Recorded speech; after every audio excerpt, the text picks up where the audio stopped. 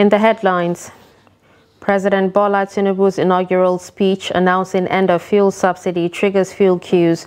NNPC welcomes move as Petroleum Regulatory Authority says it will ensure smooth transition to avoid supply disruptions. President Tinubu, Vice President Shettima resume work at Aso Rock. Colorful Durbar staged in Daura to honor former President Buhari. And on the foreign scene, 17 civilians killed by extremist rebels in eastern Congo. Hello and welcome to Trust News Update. I'm Darshan Hussaina Usman.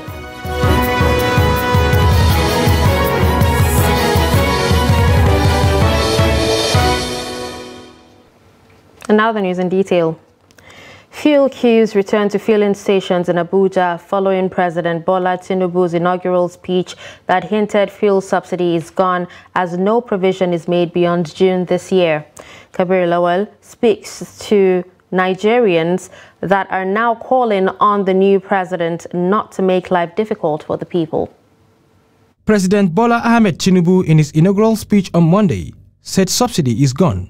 This prompted filling stations to stop selling, thereby creating long queues in stations belonging to Nigerian National Petroleum Corporation Limited.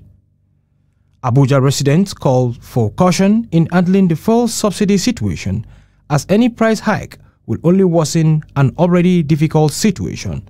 The country is not yet ready for this, because before you remove subsidy, I'm sure they're supposed to have made some plans on the late plans of empowering, especially the youth. There are a lot of people that are not working, even the workers. Imagine someone earning less than 50,000. How can that person cope in this particular situation that we are in? The country is not yet ready. I'm sure he can do it, and then with the way I know him, he is someone that cannot be easily bended. He is someone that people cannot confuse him anyhow like that. So I believe with his promises, I believe he will fulfill it. Commuters also expressed fears that the subsidy removal will only make fuel available, but resultant price hike will certainly affect transport fare and price of essential commodities. It will affect a whole lot of people.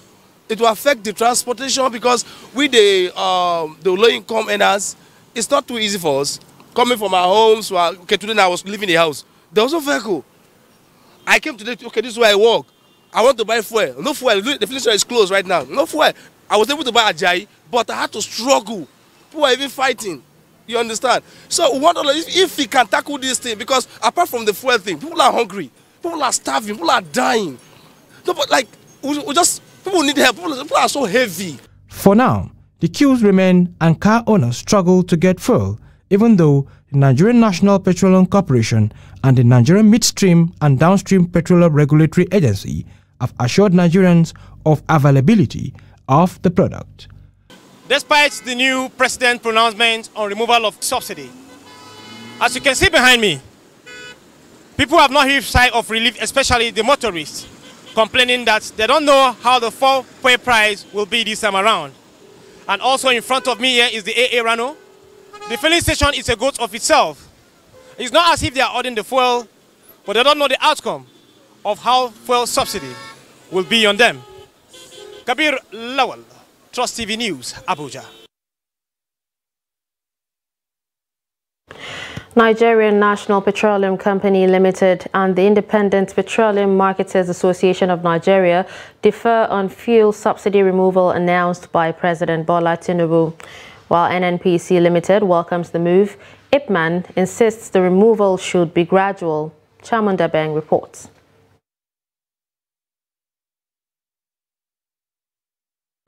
Challenge for NNPC's continued operation. We have been funding the subsidy from the cash flow of NNPC since government is unable to defray the cost of subsidy that is due to the corporation. And we believe that this will free resources for the NNPC to continue to do the great work that this company will do for our country, and it allows us to continue to function as a very commercial entity. And we welcome this development. Secondly, we would like to assure Nigerians that we have sufficient supply of petroleum products, particularly petroleum motor spirit in our country, and there's no reason to panic. We understand people will be scared of potential changes to price of petrol. but that is not enough for people to rush to fuel stations to buy more than they need. But we are also assured that, we are watching all the distribution networks and support facility, and we believe that this will come normalcy will be restored very soon. Thank you very much. President Bola Tinubu and Vice President Kashim Shettima on Tuesday afternoon resumed duty at the presidential villa in Abuja. Tinubu, whose vehicle entered the villa at 2:30 p.m. after guards of honor, was received by Shettima, Governor of Central Bank of Nigeria Godwin Emefiele, Group Chief Executive Officer, Nigeria National Petroleum Company Limited, Mele Kyari, Speaker of the House of Representatives Femi Gbajabiamila, Permanent Secretary State House Tijani Umar, former Lagos State Commissioner for Finance Wale Edun, and James Faleke, among others. Trust TV learned that the president will meet Emefiele and Kyari after his announcement on Monday that the fuel subsidy had gone since the Buhari administration had phased it out before leaving office. The president has already made pronouncements yesterday on the issue of the fuel subsidy. The truth of the matter is that we either get rid of the fuel subsidy or the fuel subsidy gets rid of the Nigerian nation. In 2022, we spent $10 billion subsidizing the ostentatious lifestyle of the upper class of the society, because you and I benefit 90% from the oil subsidy. The poor 40% of Nigerians benefit very little from the fuel subsidy. And we know the consequences of unveiling a masquerade. We'll get payouts opposition from those benefiting from the oil scam, fuel subsidy scam. But where there is a will, there is a way. Be rest assured that our president is a man of strong will and conviction. And in the fullness of time, you will come to appreciate his noble intentions for the nation. That was the Vice President, Kashim Shettima. Now, the House of Representatives has resolved to back President Bola Tinubu on the removal of subsidy on premium motor spirit, popularly known as fuel. The Green Chamber saluted the courage and boldness displayed by President Tinubu to serve the country with honesty and integrity, while appealing to Nigerians to remain patient, resilient, and prayerful to enable the newly sworn-in president deliver on his promises. Member representing Lagos Mainland Federal Constituency, Jimoh Olajide, moved the motion supporting the president's move at plenary on Tuesday. Olajide said he is convinced that the president's plan to utilize subsidy funds realized to turn around the nation's education, health, infrastructure, agriculture, boost food security, and above all, secure lives and property. Lawmakers unanimously supported the motion through a voice vote called by the Speaker, Femi Gbajabiamila, at plenary. I therefore move that this House note that Mr. President Bola Ahmed Tinubu on May 29, 2023 made a public pronouncement on fuel subsidy removal. Further notes that President Tinubu is a concerned senior citizen whose agenda is to favor the downtrodden for the purpose of humanity. Aware that there is no provision for fuel subsidy in the 2023 Appropriation Act. Further aware that the current 9th Assembly and the past administration had been giving it a legal backing. Convinced that further legislative actions in supporting Mr. President in delivering dividend of democracy will go a long way in enhancing development, because he asked for it, he campaigned for it, and is ready for the task ahead. Senate Chief Whip Orji Uzor Kalu has admonished President Bola Tinubu to immediately concentrate on completing all abandoned projects in the country. Kalu, a former governor of Abia State, gave the admonition while speaking to journalists at the National Assembly on Tuesday in Abuja. He noted that research has shown that there are over 11,000 uncompleted projects scattered across the country. While noting that the completion of these projects will take the country out of debt, Kalu called on the new president to scrap the Ministry of Niger Delta Affairs and other government agencies that are no longer viable. Kalu, who reiterated that he is still in the race for the position of Senate President in the 10th National Assembly, also wants the administration to do everything possible to check the lingering security challenges that has ravaged parts of Nigeria. I would also like President Ahmed Tinubu to step on security, issue of security, and the people of Nigeria. And some of the ministries and parastatals are no longer viable. If I'm issue, something like Ministry of Niger Delta, some of those ministries are no longer viable to be ministries. We have NDDC, like we have the Northeast Development Commission, they have no ministry. So the Ministry of Niger Delta should be scrapped off and reposition the NDDC to report directly to the president, which is what is in the act. In the act, there's no way they say NDDC will report to Ministry of Niger Delta. No, the answer is no. So they should allow the commission as a commission to be able to function purely as a commission. So I think I'm excited to see President Ahmed Bola Tinubu and all people of goodwill in Nigeria should be happy for Nigeria, should be happy for him, should be happy for his family. Those days of stealing public funds are gone. We are planning and ready to return this country to the Nigerian people because Still in politics, the new governor of Sokoto State, Ahmed Aliyu, assumed office on Tuesday after his inauguration on Monday. Aliyu arrived at the government house at noon. Abubakar Imam reports that the symbolic handing over of the instruments of authority did not take place as neither the outgone governor Aminu Tambuwal nor any official of his government attended the ceremony.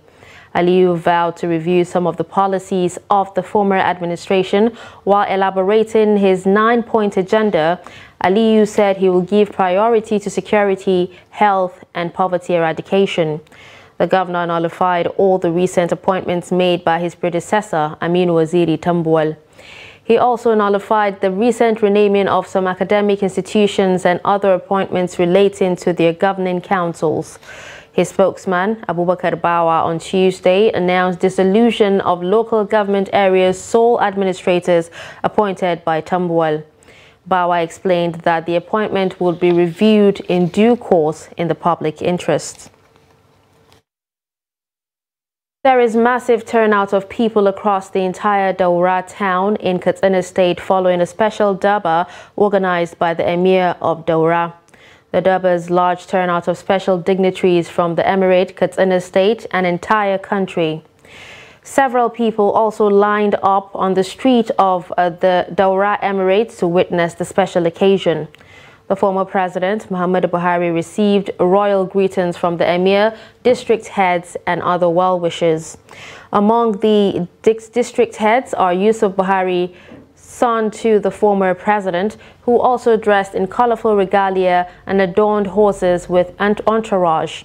Also among is his uncle, Musa Haro, who is also a traditional title holder and a district head in the Emirate. Similarly, the special guest of honor is the new governor of Katsina State, Dr. Umar Dikko Radda. His counterpart of Borno State, Professor Babagana Umar Zulum, was also in attendance. Other dignitaries are former Chief of Staff to the former President, Professor Ibrahim Gambari, Emir of Borno, former Ministers of Finance, Disaster Management, Aviation, Information and Culture, and the National Chairman of All Progressives Congress, Abdullahi Adamu.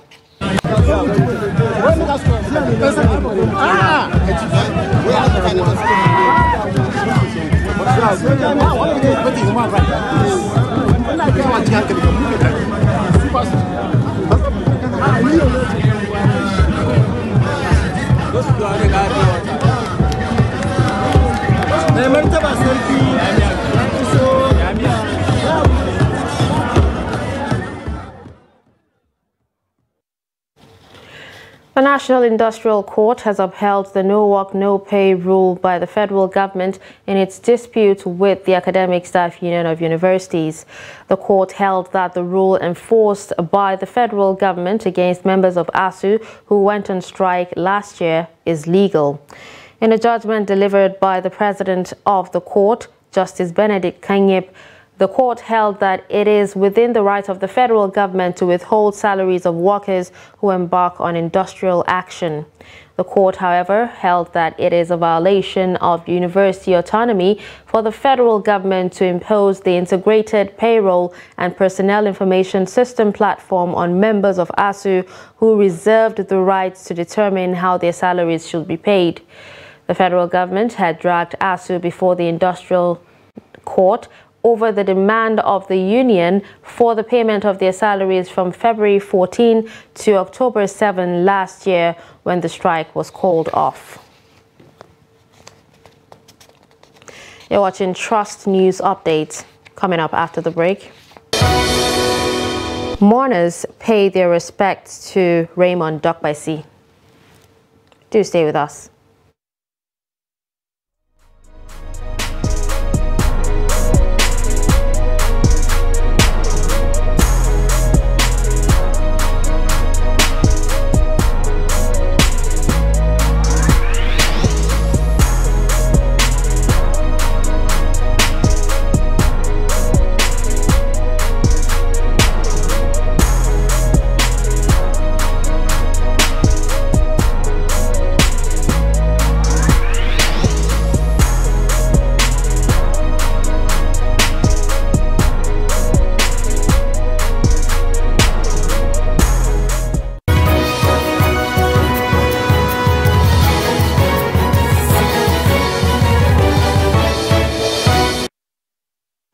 Welcome back and thanks for staying with us. You're still watching Trust News Update, a recap of our top stories.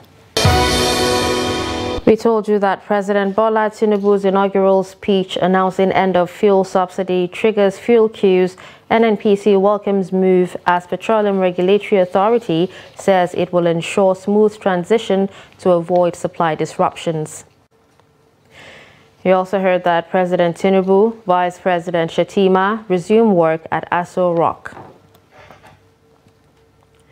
Moving to more stories, Rivers State Governor Siminalayi Fubara has declared his administration's resolve to expand the existing socioeconomic opportunities in order to engender prosperity for all Rivers people. Governor Fubara stated this at Yakubu Gowon Stadium in Port Harcourt shortly after he was sworn into office. The report. In his inaugural address titled, "Together, Let's Consolidate the New River State," Governor Fubara acknowledged the poor state of the national economy, but however promised that the administration will take measures to diversify Rivers' economy and insulate it so that it can grow. He also assured of promoting the ease of doing business in the state and attract foreign direct investments capable of empowering Rivers people. Together, let's consolidate the new Rivers vision. We will prioritize the well-being of our state and our citizens with a renewed focus on economic growth, people-centered projects, and social services. We will improve the ease of doing business and sustain a regime that will attract local, foreign direct investment to stimulate greater economic activity. Some residents of the state charged the governor to prioritize security, information technology, the environment, poverty reduction and unemployment within the next 4 years. In the areas of ICT, because of course we are in the 21st century, and we all know that ICT is a driving force for development. And I want the new administration to equally see how to develop the ICT sector. If possible, create a full-fledged ministry for information and communication development. Especially in terms of employment, because employment is key, because once there is employment for the youths are being physically carried along. Then also, I also expect in terms of infrastructure and several other things, I expect a lot of things from this new administration, especially with civil servants and workers, and also the student body, because I'm a student. Yes, the student body shouldn't be left behind. We have the confidence that it's going to continue from where the immediate past governor has, from where the immediate past governor ended. And we believe, we have hope, we have confidence in him that there's going to be a tremendous change in Rivers State. Governor Fubara, while vowing to be hard on crime and criminality, thanked civil servants for their support and promised regular payment of salary, gratuity, more training, promotion and housing for low-income earners. Mourners continue to troop the Abuja residence of Dar Communications PLC founder Raymond Dokpesi to pay their respects to the media icon who died on Monday. Edo State Governor Godwin Obaseki described the death as devastating news, saying his contribution to the evolution of private broadcasting is unprecedented. Zainab Garai reports. Aduma Hill, which place hosted the Dar Communications office and residence of the late Dokpesi, continues to receive visitors from far and near who come to condole with the family and associates of the founder of the media outfit. Among early callers to the residence is Governor Godwin Obaseki, who expressed shock over the death, saying the deceased's contribution to the media industry can never be forgotten.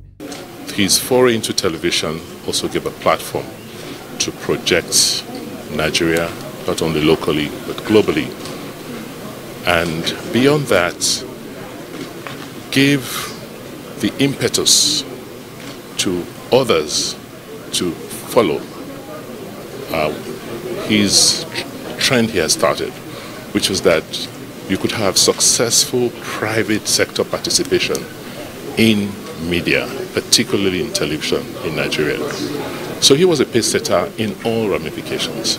He was a pace setter in the way he approached things of life. Other mourners said that the demise of Raymond Dokpesi is not just a loss to the media stations he owned, but also in the broadcasting media. This is a man full of life. One man I can qualify as a detribalized Nigeria. It's with everybody, irrespective of religion, tribe, or where you come from. And I can tell you in one word, a forest has gone off. Not just 1 tree, it's a forest. Dokpesi is an institution who a lot of interest groups in this country today will be having different consultation on his death. What I can say is I pray God Almighty to forgive him all his sins. And Raymond, no doubt, has made impact and etched his name on the footprints of time as one that has brought about a revolution in the Nigerian media space. A condolence register is open as the family plans burial arrangements. Zainab Garai, Trust TV News, Abuja. Away from Nigeria, at least 17 people have been killed by extremist rebels in eastern Congo's North Kivu province. Civilians were killed by fighters with the Allied Democratic Forces believed to be linked with the Islamic State group in the Bambuba Kisiki area in Beni territory on Monday. Conflict has been simmering for decades in eastern Congo, where more than 120 armed groups are fighting. Most are vying for land and control of mines with valuable minerals, while some groups are trying to protect their communities. According to the UN, since last April, ADF attacks have killed at least 370 civilians and several hundred people have been abducted, including a significant number of children. The group also extended its area of operations to Goma and into the neighboring Ituri province. In sports, Juventus will pay a 718,000 euro fine as part of a settlement agreement with Italian football authorities over a case concerning payment of player salaries. Juventus were docked 10 points last week over a separate investigation into the club's past transfer dealings. The settlement means Juventus have accepted the 10-point penalty and will not receive a further points deduction. It brings an end to any ongoing cases involving the Turin club, as well as the overall fine for the club. The Italian Football Federation gave fines to several officials, including former Vice Chairman Pavel Nedved and ex-sporting director and managing director Fabio Paratici. The club's former president, Andrea Agnelli, whose appeal against the 2-year ban he received in January was upheld earlier this month, was not included in the latest deal and will have a separate hearing on 15 June. In a statement, Juventus said the agreement would allow the club to achieve a definite result and overcome a state of tension and instability. And with that, we've come to the end of Trust News Update. Don't forget to follow us across all our social media platforms. I'm Darshan Hussaina Usman. Thanks for watching.